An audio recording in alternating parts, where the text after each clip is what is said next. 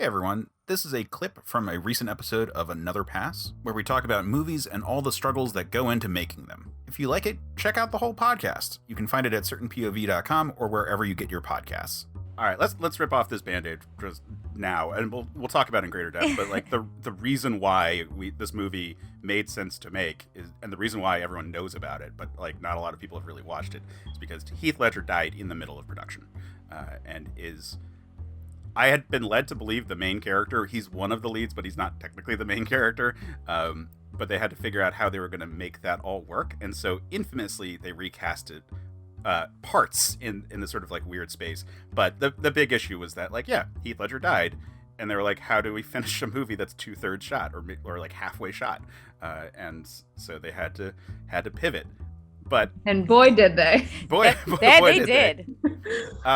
But watching it, I was like kind of bummed because I used to really love Terry Gilliam, and I don't love this movie. Like I think they accomplished what they needed to do in terms of like finishing the movie, and I think I like a lot of ideas that are going on with it. But I'm like, oh, I see why people stop talking about it. Yeah, it's funny because I remembered it, and in my head and in my memory bank, it was a good movie. But that being said, I also watched it when I was probably like 16, 17 and like really obsessed with surrealist. So I loved Moulin Rouge. I loved Pushing Daisies. I loved, these kind of emotional stories that had this weird surreal element, which has now kind of translated to like Jane the Virgin, like stuff like that. But then I watched it again as an adult who has worked in film and television for about 12 years. And I definitely have a different opinion now, while still acknowledging the hurdles, Yeah. I mean, it definitely has good elements in it, and there is good work in it. Definitely Andrew Garfield. But it is very absurdist, right? There's the very surreal kind of, and it feels kind of like you're watching an absurdist play, but like in film form. And it kind of like, what it does is it kind of makes for this very strange pacing and this very strange feeling where you kind of feel off kilter the entire time. But then, like, you could probably convince yourself, especially if you're a teenager, that this is on purpose and it's amazing and, like, wow. Like, oh, people just don't get it. I mean, that's, like, really what teenagers do, right? And it's kind of like a fairy tale, right? This is a fairy tale. It's kind of, all over the place. But, yes, as an adult, it's definitely one of those things that you're like, oh, no, this is a mess. I'm so glad you said you felt off kilter while watching it, because a reoccurring thought I had while watching it again recently was like, I'm so glad I didn't do drugs and watch this movie. Not that I do drugs frequently, but I'm like, what if I just, took an edible and watched this movie? I would be severely unsettled.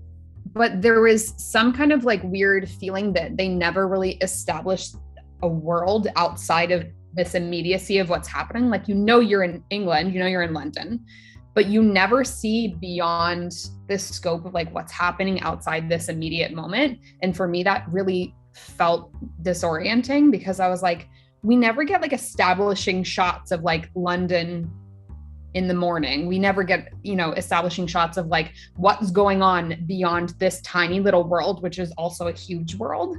And for me, that made it feel like everything was shot on a soundstage and they just never like widened out.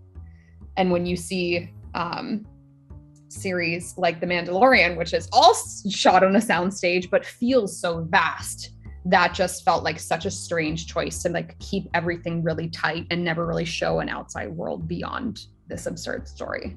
Yeah, I have a note very early in when I was watching it that just says, this feels a little like a TV movie.